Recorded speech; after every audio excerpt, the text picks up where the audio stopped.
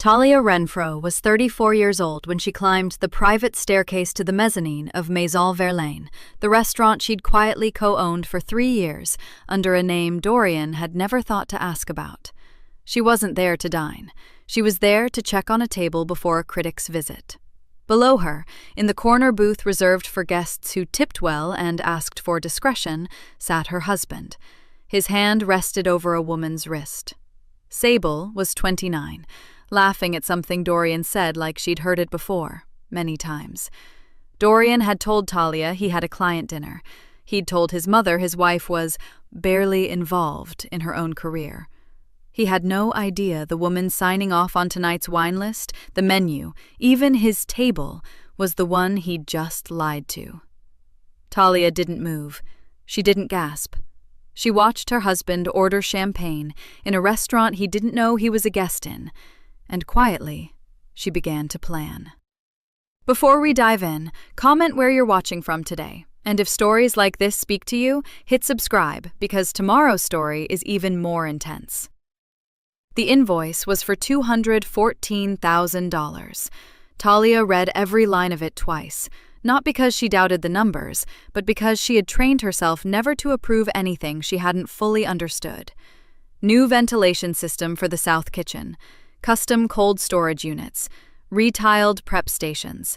She could picture each item exactly, could remember standing in that kitchen 6 weeks ago with the contractor, pointing at the ceiling and explaining precisely what she needed.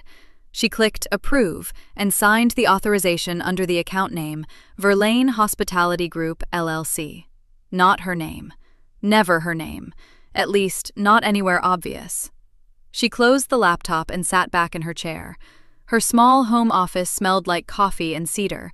A candle burned down to almost nothing on the corner of her desk. Outside the window, the afternoon light was going soft and gold, stretching long shadows across the backyard. 3 years she'd been a co-owner of Maison Verlaine. 3 years of invoices, staffing decisions, vendor negotiations, and menu approvals. All of it handled cleanly, quietly, under a holding company name that meant nothing to anyone who didn't already know. Her name appeared nowhere on the public-facing side of the restaurant. The reservation website, the press features, the award nominations, all of it credited the executive team. Camille in the kitchen, Theo on the floor. Talia was the name on the checks that made it all possible, but nobody saw that part. She had told herself in the beginning that the privacy was practical. Investors stayed behind the scenes. That was normal. That was smart. She hadn't examined too closely whether there was another reason she'd gotten so comfortable being invisible. Dorian was already at the stove when she came downstairs, which meant he was in a good mood. He only cooked when he felt like performing. "Made pasta," he said without turning around. "The good kind, not the box stuff." "I can smell it." She set her laptop bag on the bench by the door and moved to the cabinet for glasses. "How was the Hargrove meeting?" "Pushed to Thursday." He waved a hand like the whole thing bored him. "But listen, I've got something bigger tomorrow night. Client dinner. I need to make a real impression, so I booked somewhere actually good for once." Talia set the glasses on the table. "Where?" "Maison Verlaine." He said it the way people said it when they wanted to sound like they'd always known about it. Casual, slightly proud. "You know the one on Crestfield? The 5-star place. Always impossible to get into, but I called in a favor." "I've heard of it," Talia said. She pulled out her chair and sat down. "It's supposed to be incredible," Dorian continued, bringing the pan to the table. "Real chef-driven stuff. Locally sourced, blah blah. The kind of place that closes deals." "Sounds good," she said. She watched him serve himself first. Over the next 40 minutes, she noticed 3 things. The first was that he never once named the client. Not their company, not their project, not even their industry. He talked around the dinner the way you talk around something you've already decided to protect. The second was that he had changed his shirt before she came downstairs, and the one hanging over the bathroom door earlier, she'd seen it, was the gray one he'd worn to the office that morning. The one he had on now was the dark green one he only wore when he cared about how he looked. The third thing was his phone. It sat face up beside his plate, which he never did. He usually left it in his pocket, But tonight it was right there on the table, and he checked it 4 times during dinner. Not long glances, just quick, practiced looks, the kind that meant he was waiting for something specific. Talia did not ask about any of it. She had learned, over the years of their marriage, to hold small suspicions lightly, to not make accusations she couldn't prove, to not start fights over feelings she couldn't name. She asked about his day instead, and listened while he talked, and refilled her own water glass when it got low because he didn't notice. Later, she was reading in bed when she heard him go back downstairs. She lay still for a moment after he left the room. Then she got up. His phone was on the kitchen counter, face up, screen still lit from a notification that had just come through. She looked at it. The contact name was a single letter, S. Below it, a preview, just enough to read without unlocking the phone. Can't wait for tomorrow. Wear the blue dress. Talia stood there in the dark kitchen, the refrigerator humming quietly behind her, the house utterly still. She read the message once, then she read it again. She heard the bathroom door open down the hall. She pressed the side button on the phone. The screen went dark. She set it back on the counter, exactly as it had been, and walked back toward the stairs. By the time Dorian came back into the kitchen, she was already gone. She lay in bed and stared at the ceiling and made one decision, quietly, without drama. She needed to see this dinner for herself. She told Dorian she had a work thing. "Something with a vendor," she said, pulling on her coat in the hallway mirror. "Probably won't be late." "That's fine." He was upstairs, already in the shower. His voice carried down, easy and relaxed, the way it always did when his mind was somewhere else entirely. "I'll probably be out late anyway. Client dinner, remember?" "Right," she said. "Have a good one." She picked up her keys and walked out. The parking structure behind Crestfield was only half full on a Tuesday. Talia pulled into a spot on the 3rd level, turned off the engine, and sat for a moment in the dark car. Her hands were still on the wheel. She was not going to cry. She had decided that already, somewhere on the drive over. Whatever she was about to see, she was going to see it clearly. That was the only thing that mattered right now. She got out of the car. Maison Verlaine occupied the ground floor of a restored building that used to be a textile warehouse, all dark brick and tall windows, warm amber light spilling onto the sidewalk. The main entrance was on Crestfield, a set of heavy brass-handled doors with the restaurant's name etched into frosted glass. Beautiful. She'd approved that glass herself. She didn't go through the main entrance. She walked around the back to an unmarked door set into the alley side of the building. She punched in the 4-digit code. It changed monthly, and Theo always sent it to her directly, and slipped inside. The service corridor was narrow and cool, smelling of citrus cleaning solution and the faint warmth of something roasting. She passed the linen storage room, the dry goods pantry, the door to the prep kitchen. She kept her steps quiet. Not because she was hiding from anyone back here, the kitchen staff knew who she was, but because she didn't want to pull anyone's attention, didn't want a conversation or a greeting that cost her focus. She took the back staircase to the mezzanine. It was a small space, almost private, accessed only from the back stairs and not visible from the main dining room below unless you were looking for it.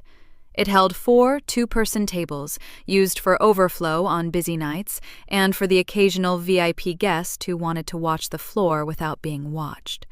Talia had used it twice before, both times for investors.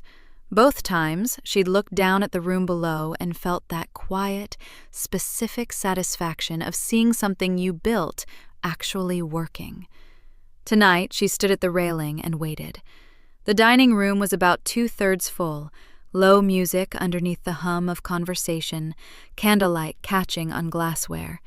She knew every corner of it, the spacing of the tables, the flow of the server sections, the way the light hit the back wall differently near the oak paneling. She saw Dorian come in at 8:12. He looked good. He'd worn the charcoal jacket she'd always liked, the one that fit him well in the shoulders. He smiled at the host, that easy, practiced smile he turned on for people he wanted to impress, and let himself be led to a table in the far corner of the main floor. Table 14.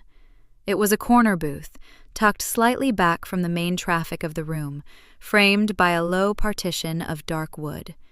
Intimate. Secluded without being hidden. She recognized it as one of the booths guests specifically requested when they called ahead. It had a reputation, quietly, as a romantic table. She watched Dorian settle in. He straightened his jacket. He checked his phone. He ordered a drink from the server with the kind of friendly confidence of a man entirely comfortable in his surroundings. 8 minutes later, a woman arrived. She was young, late 20s maybe, with dark hair cut sharp at the jaw and a blue dress that fit like it had been chosen deliberately. She walked toward table 14 without needing directions from the host, like she already knew where to go. Dorian stood when he saw her. He didn't shake her hand. He put his hand on her lower back and leaned in to say something in her ear, and she laughed.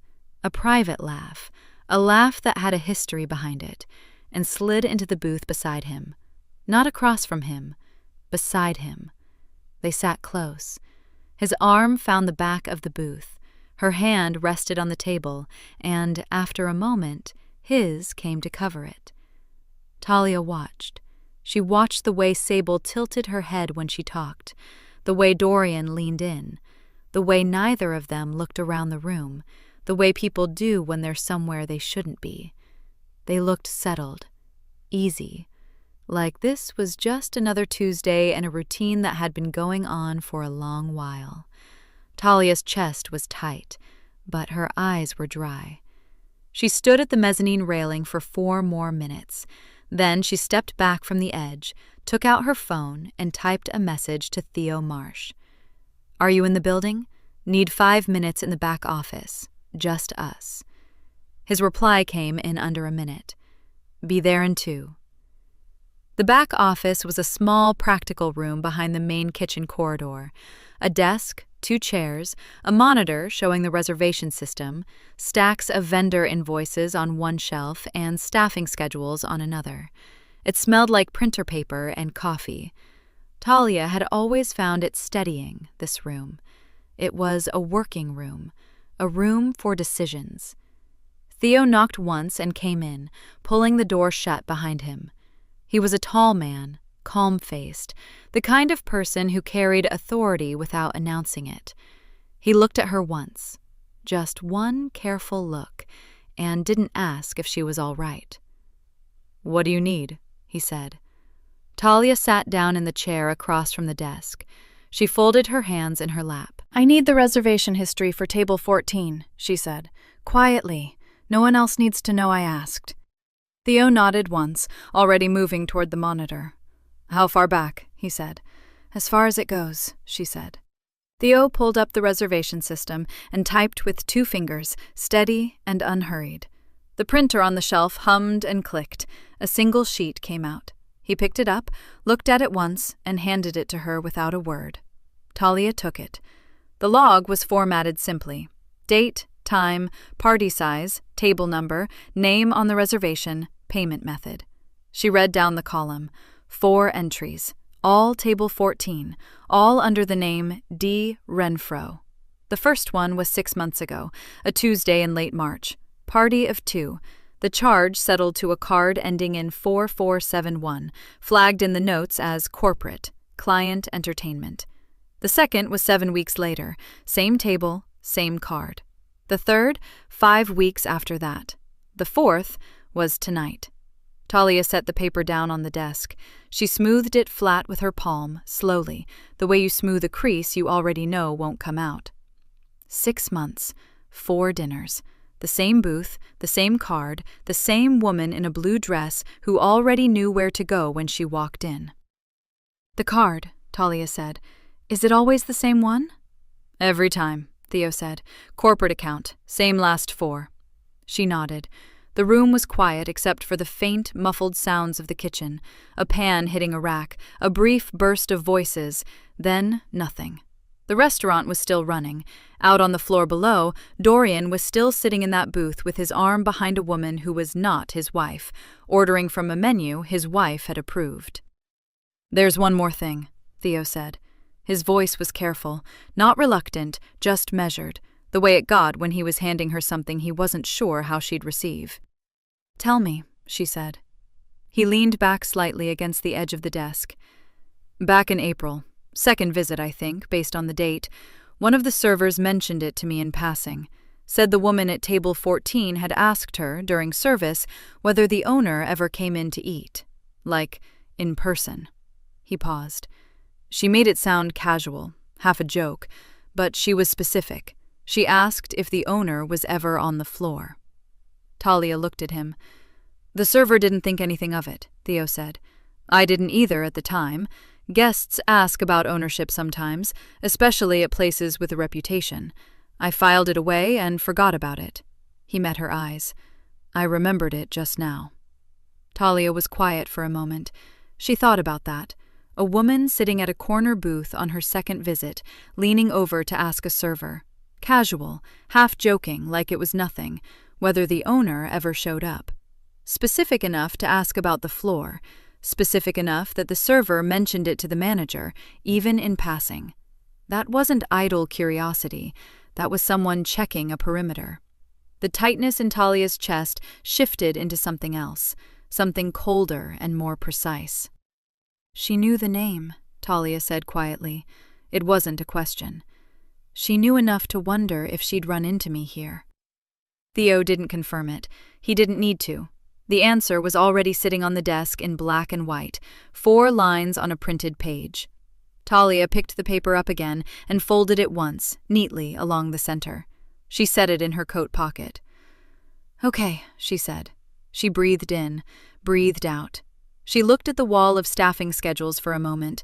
Names, shifts, the ordinary machinery of a place that kept running no matter what happened in its back office. "I'm not going to confront him tonight," she said. "Not this week." Theo said nothing. "I want the full picture first," she said. "The money.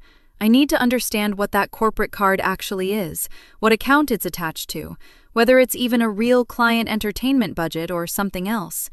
I want to know the timeline. I want to know who else knows." She looked at Theo directly. "I want to know everything before I do anything, because once I move, I'm not going to be able to unmove it, and I don't intend to do this halfway." Theo held her gaze. "Understood," he said. "I'm going to need your help," she said. "Not to do anything yet, just to know what we know." "You have it," he said, simply, like it had never been a question. Talia stood up and buttoned her coat. She looked around the room once. The invoices, the schedules, the hum of the printer cooling down, and felt the particular stillness of a decision that had already been made somewhere before the words caught up to it. "Keep this between us for now," she said. "Of course," Theo said. She picked up her bag.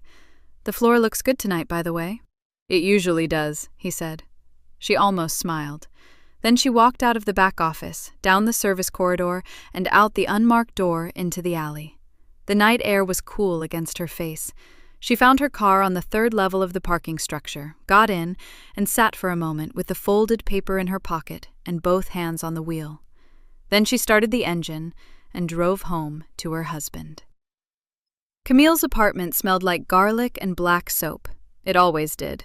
There were cast-iron pans hanging above the stove, a stack of cookbooks on the kitchen table pushed to one side, and a half-empty bottle of red wine Camille had already opened before Talia knocked. "Sit," Camille said, and pointed at the chair like Talia was one of her kitchen staff. Talia sat.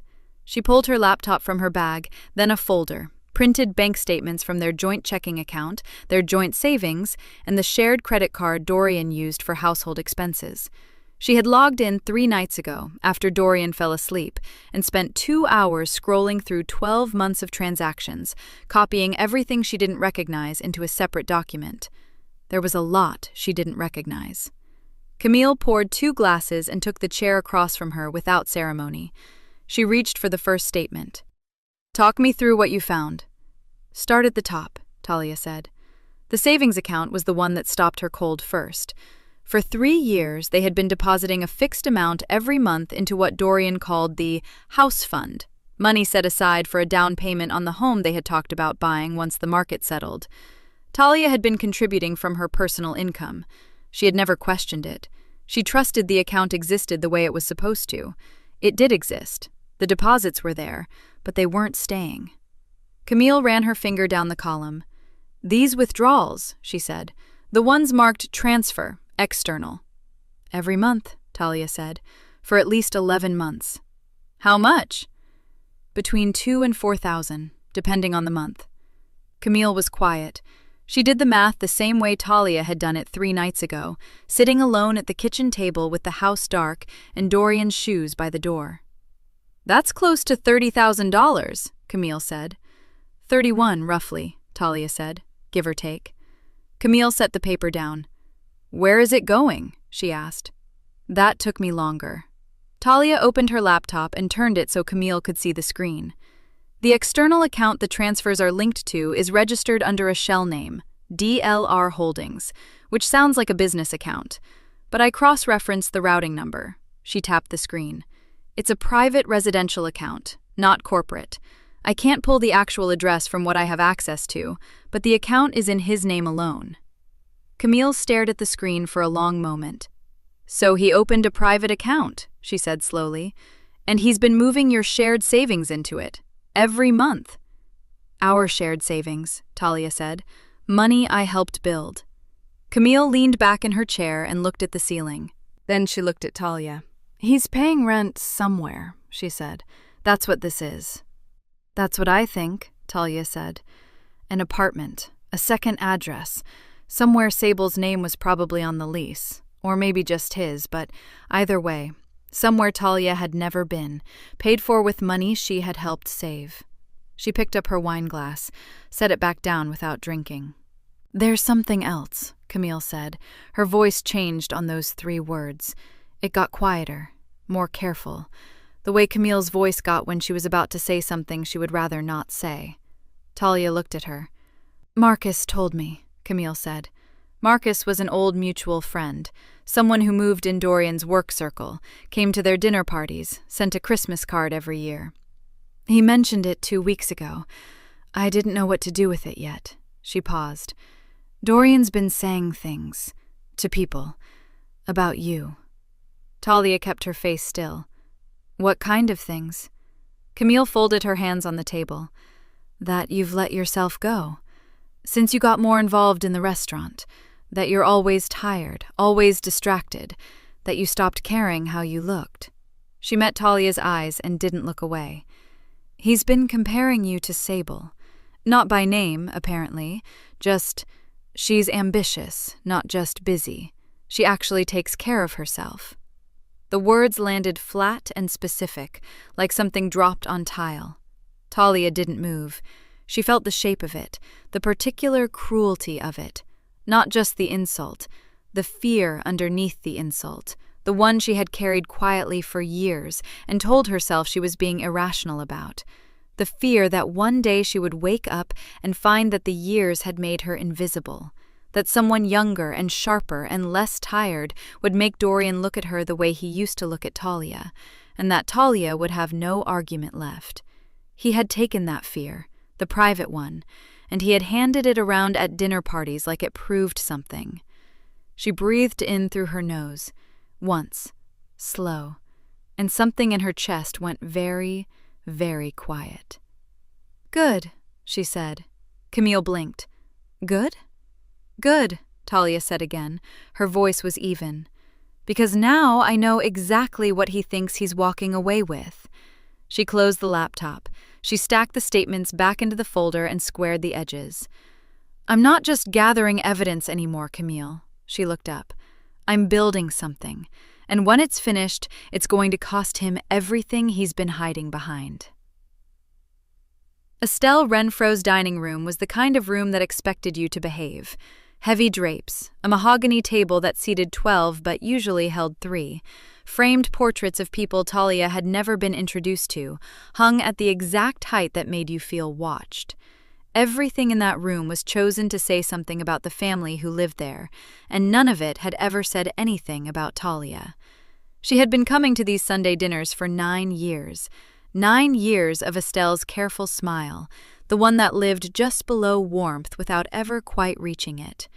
9 years of compliments that weren't quite compliments. "You look rested, Talia. How nice." And questions shaped like concern but filed like nails.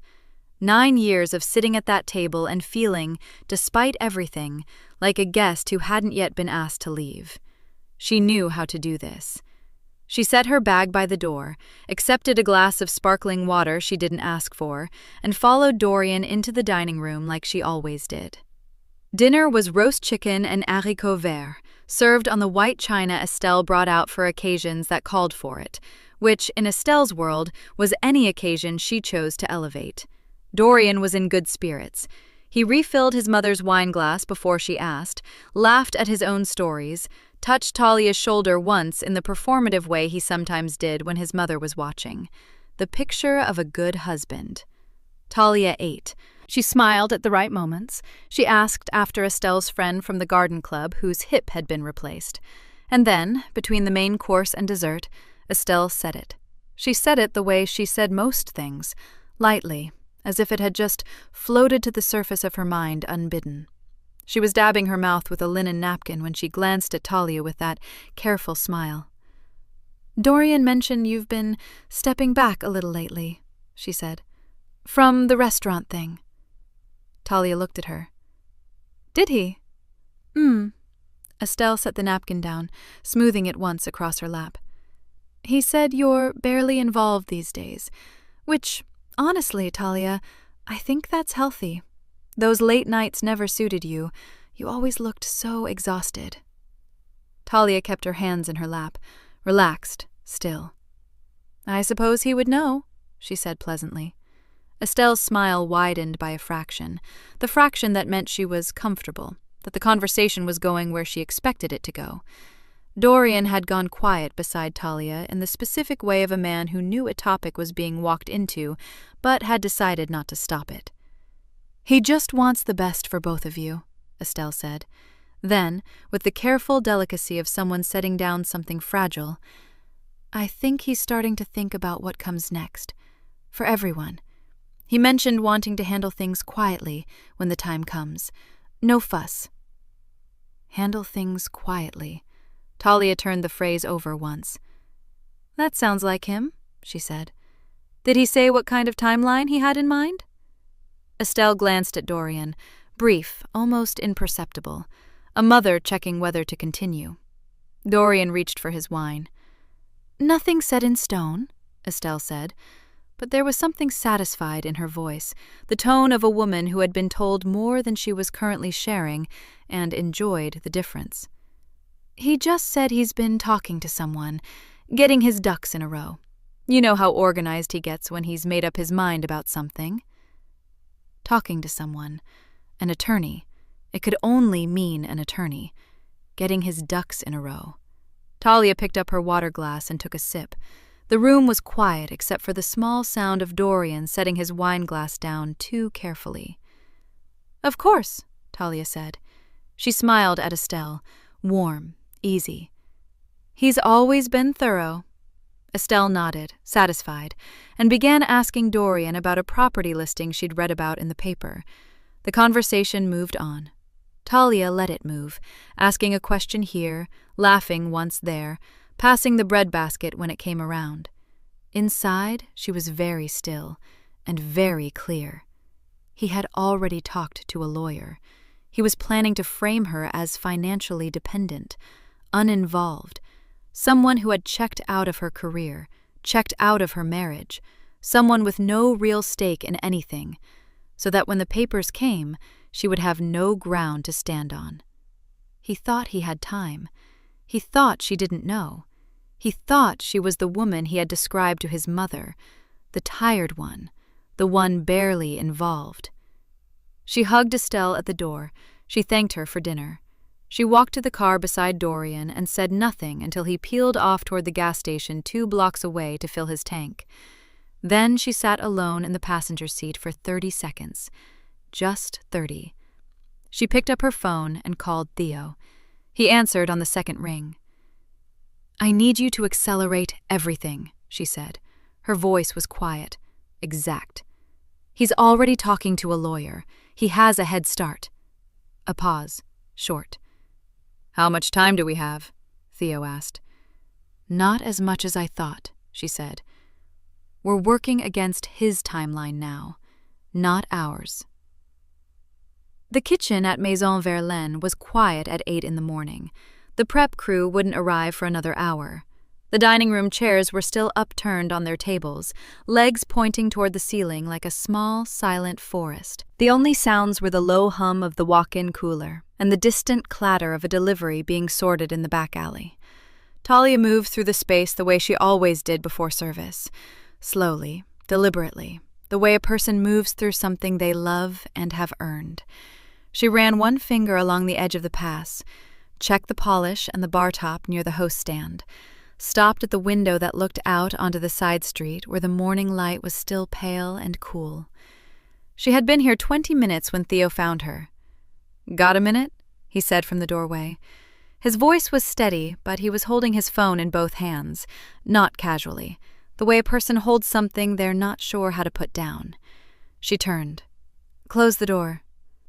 He sat across from her at the small manager's table, tucked into the far corner of the office, the one with the stacks of vendor invoices on one side and a half-dead plant Camille refused to throw away on the other. Theo set his phone face up on the table between them. "I was going through front-of-house messages last night," he said. "Routine thing. One of the servers had a scheduling conflict, and I was tracing back some miscommunication in the shift chat." He paused. "I found something else." Talia looked at the phone. A screenshot, already pulled up. A text chain between two people. The username at the top wasn't a full name, just an initial and an emoji, the way people saved each other when they thought no one else would ever look. But the words were clear enough. She picked it up. The message was short, casual, written in the tone of someone completely at ease with what they were saying. LOL, she literally has no idea. She doesn't even know what he orders when he comes in here. The wife. I asked the server. She's never even been. Then, a few lines down, a follow-up. "I've known since the second time. He told me everything.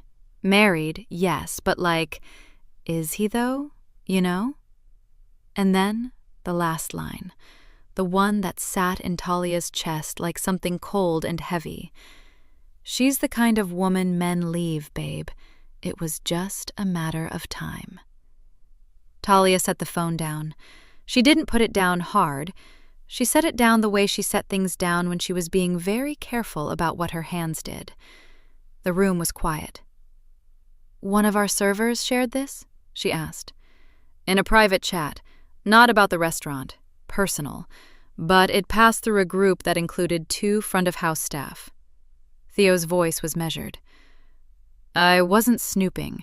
It came up in a thread I was already in." "I know," Talia said. "I'm not asking you to justify it." She looked at the screen again, not at the message this time, just at the date.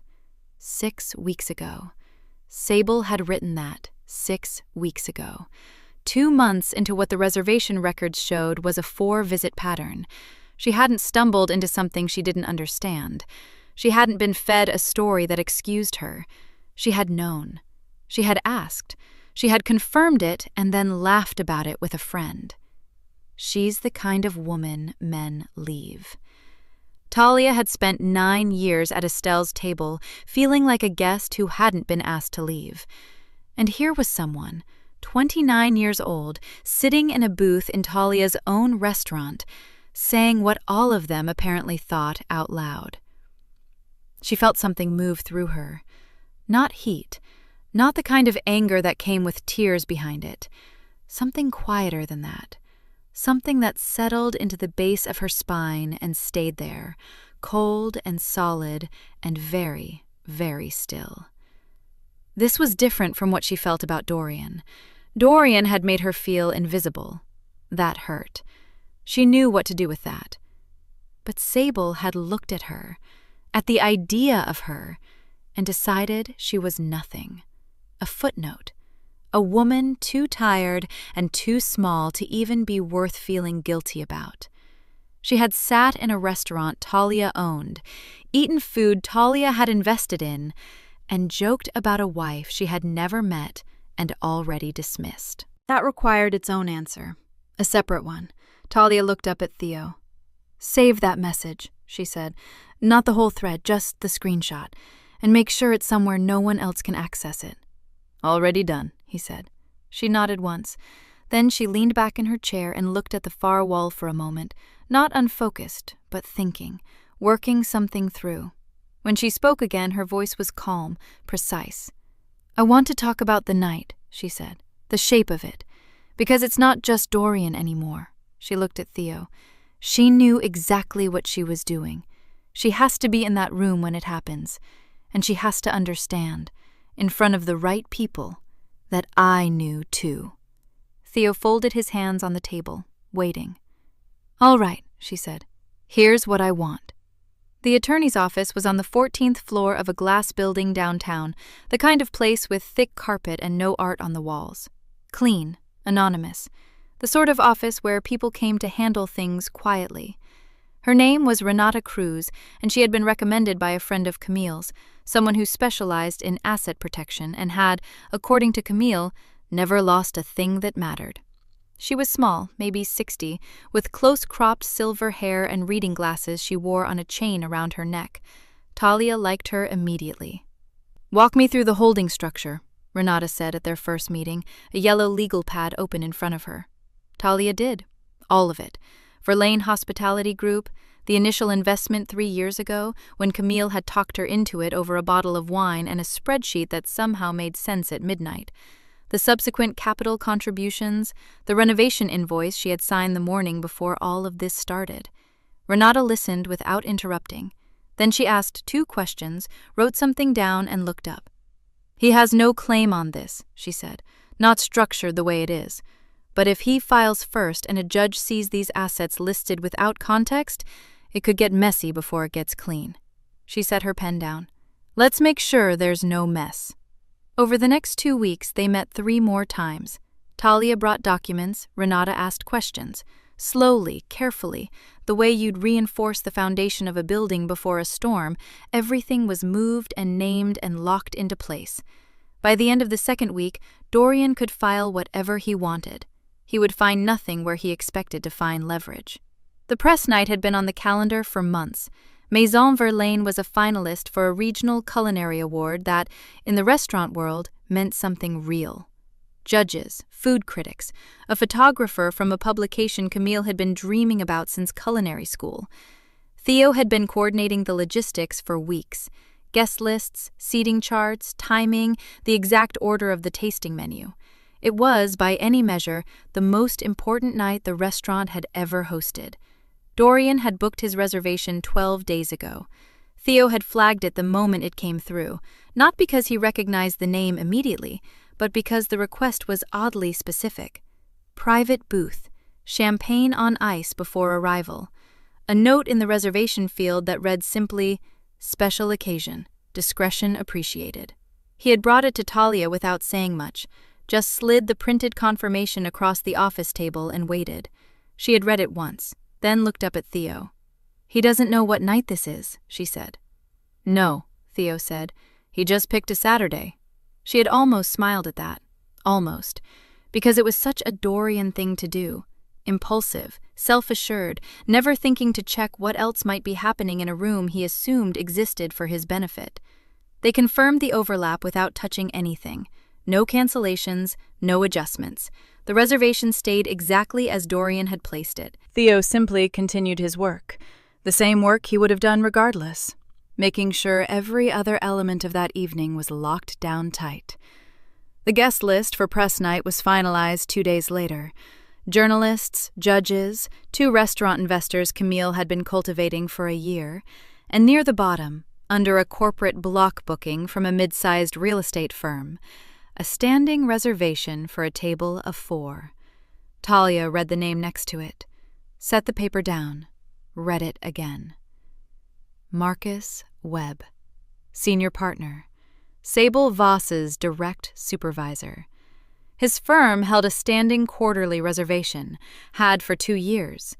It was, as far as anyone at the restaurant was concerned, routine. "He's confirmed?" Talia asked. "Confirmed and reminded," Theo said. "I sent a personal note this morning, mentioned the press night, told him we'd have something special ready." Talia nodded slowly. "Good."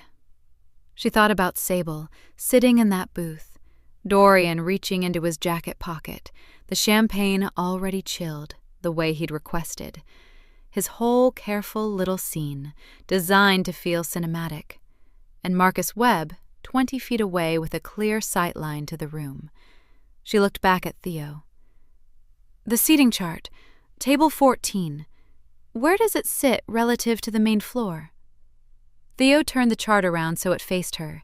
He didn't need to point. She could see it. Center of the room. Open on 3 sides. Nowhere to hide. That evening, Dorian mentioned over dinner that he had a big work thing coming up on Saturday. He said it the same way he always said things, casually, like the information was a courtesy rather than a lie. "You should do something fun," he said, refilling his own glass. "Get out of the house. Have dinner with Camille or something." Talia cut a small piece of chicken, set her fork down. Actually," she said, "she already asked me." Dorian looked up. "Yeah?" "Yeah." Talia picked her fork back up. "I told her I'd go." He smiled, relaxed and easy and completely unsuspecting. "Good," he said. "You deserve a night out." The reservation was confirmed for 8 o'clock. Dorian arrived at 8:12. He came through the front door with Sable on his arm, both of them dressed like they had somewhere important to be. Sable wore deep burgundy, her dark hair pinned back on one side. Dorian had on the charcoal jacket he saved for occasions he wanted to feel significant. He handed his name to the host with the easy confidence of a man who had never once been surprised by a room. He did not look around. If he had, he might have noticed the photographer near the bar, reviewing shots on her camera. He might have noticed the 2 men in the center of the room who were eating slowly, quietly, writing things down between bites. He might have noticed the small placard near the host stand that read, Maison Verlaine, Prix Lumière finalist, Press Invitational Evening. He did not notice any of it. He asked for table 14. The booth was exactly as he'd arranged it. Champagne already in the bucket, condensation beating down the silver. 2 candles, low light. The kind of setup that cost nothing extra if you knew how to ask. Sable slid into the seat and looked around the room with slow approval, the way she always did, like she was grading it. "It's beautiful," she said. "Best in the city," Dorian said. He meant himself as much as the room. They ordered. They ate. The meal moved the way Dorian had planned it, unhurried, intimate, the noise of the room staying respectfully in the background. He refilled her glass twice. She laughed at something he said and touched his hand across the table. He watched her and felt like a man who had made all the right decisions. Around 9:30, he reached into his jacket pocket. The ring box was small and dark blue. He had picked it out 3 weeks ago, alone, on a Tuesday lunch break. He had told no one, not even his mother, which was unusual for him. He came around to her side of the booth. He did not rush it. He had practiced this, at least in his head, enough times to know how he wanted it to look. He got down on one knee. The room did not go quiet all at once.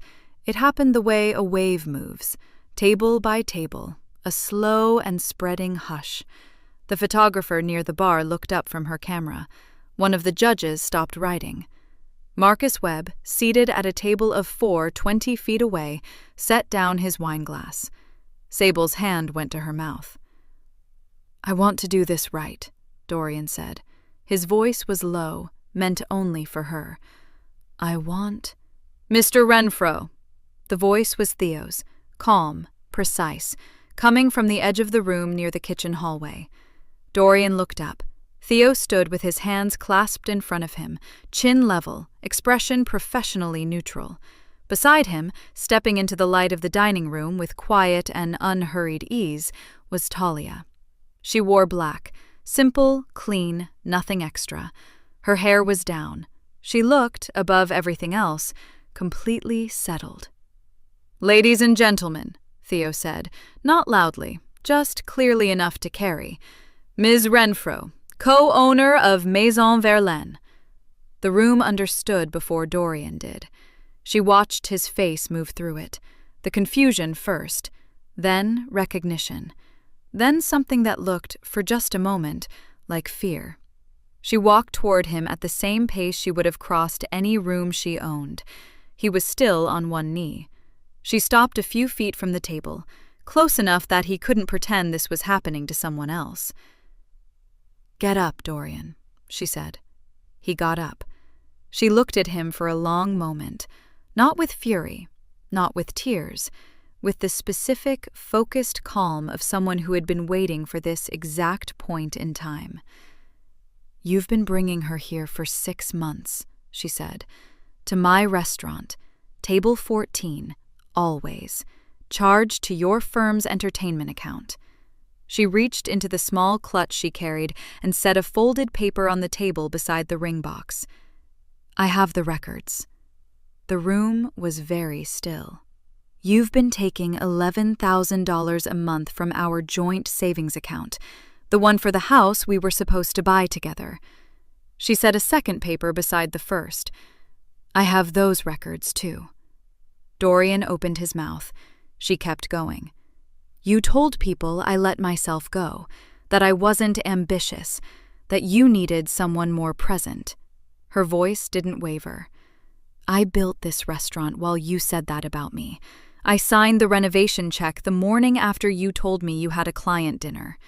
She turned then, slowly, to Sable. Sable had not moved.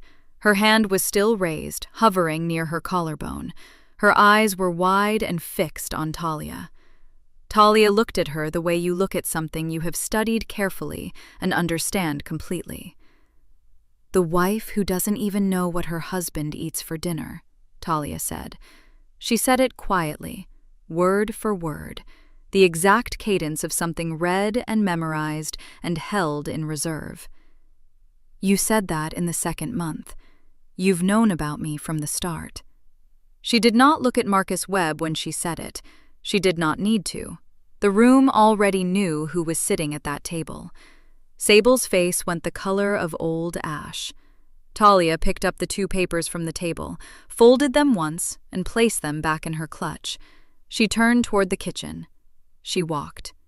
Behind her, Dorian stood with an open ring box in his hand, still on his feet, but looking like a man whose knees might go at any moment.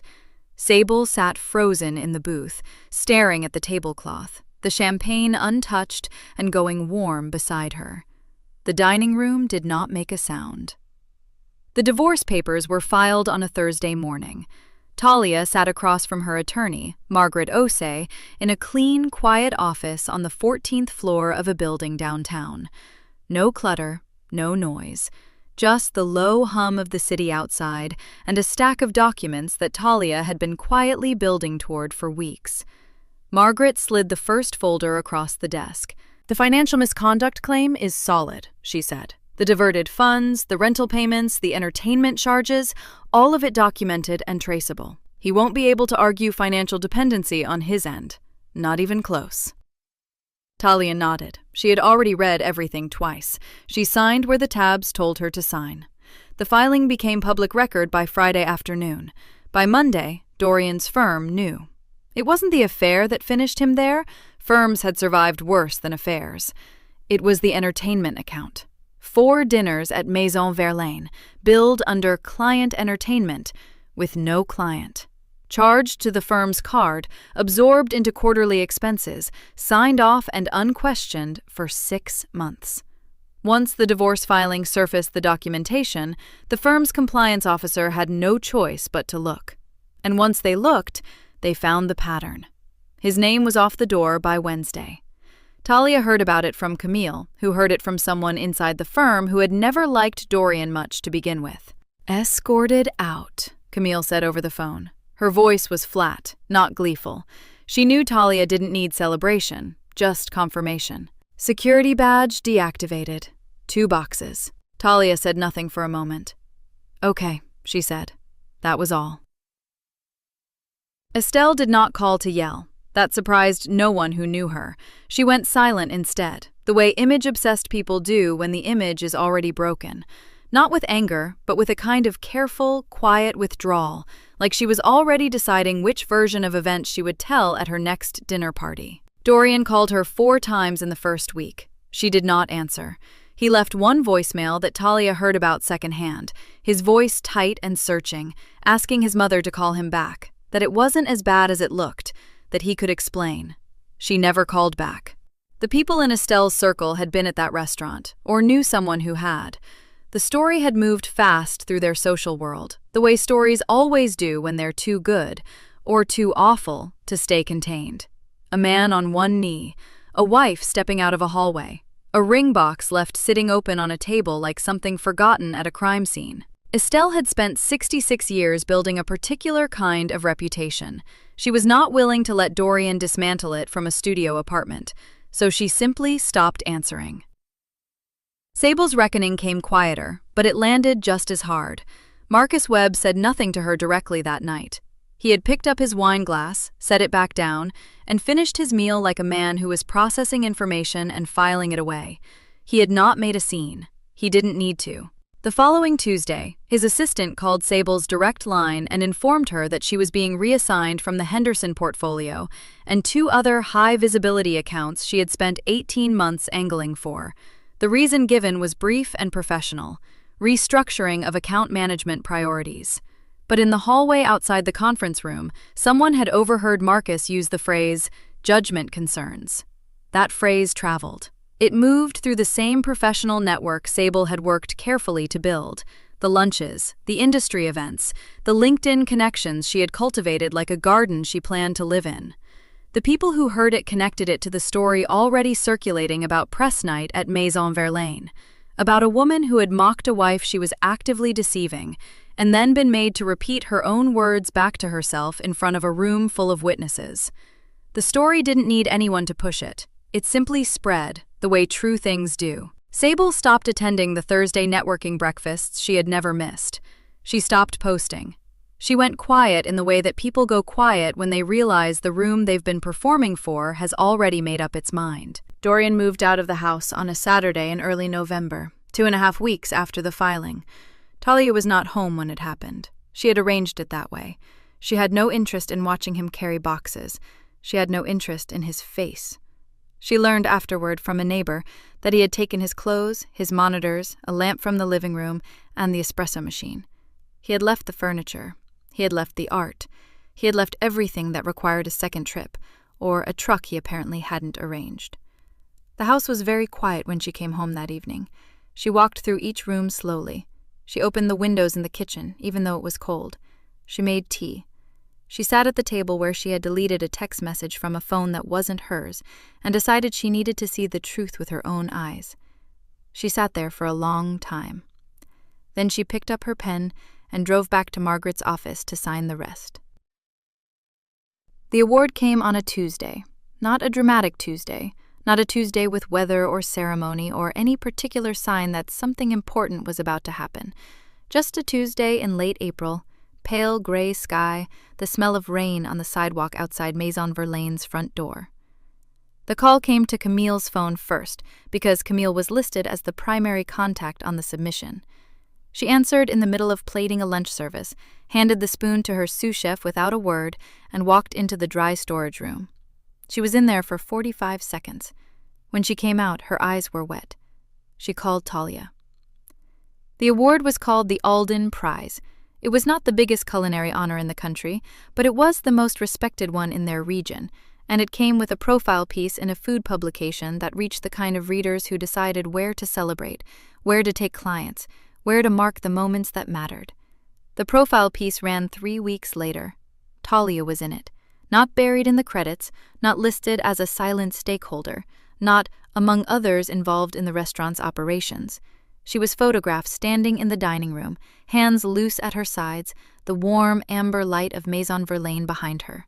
The caption read, "Talia Renfro, co-owner and founding investor, Maison Verlaine."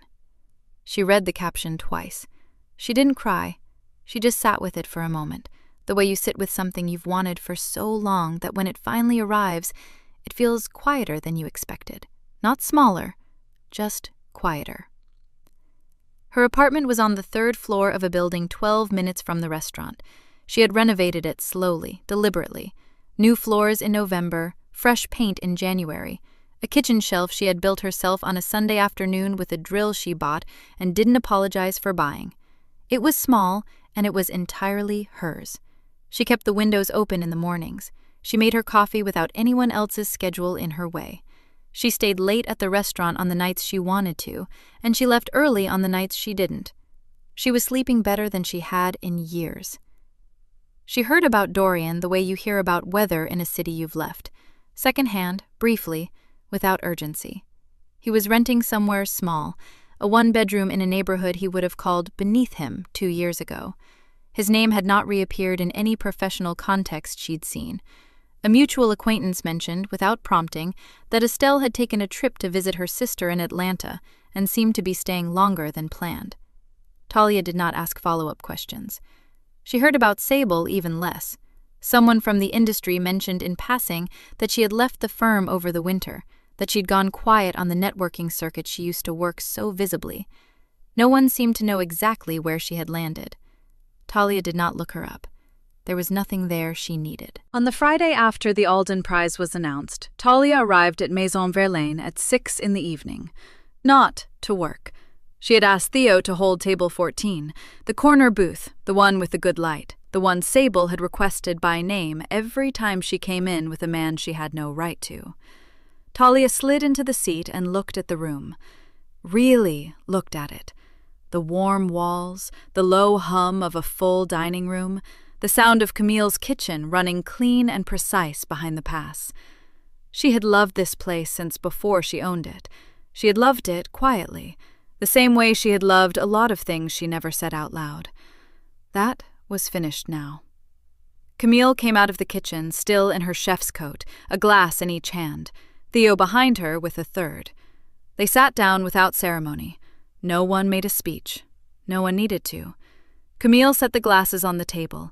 Theo filled them from a bottle he'd been holding for exactly this occasion, a white Burgundy, clean and cold, the kind of wine that didn't need a reason, but deserved one. Talia picked up her glass. She looked at the 2 people who had stood beside her when it mattered, who had asked nothing from her except that she stop hiding what she'd built. She looked at the room around them, the room she had helped build and funded and shaped and loved in silence for 3 years while she made herself smaller somewhere else. "To never doing that again," Talia said. Not to Dorian, not to Sable, not to the past at all. Just forward. Just this. Camille raised her glass. Theo raised his. The wine was cold and bright and exactly right. They drank. Thank you for watching until the end. If this story meant something to you, hit subscribe and turn on notifications. I've got 2 stories on the screen that you have to watch next. Have a great day.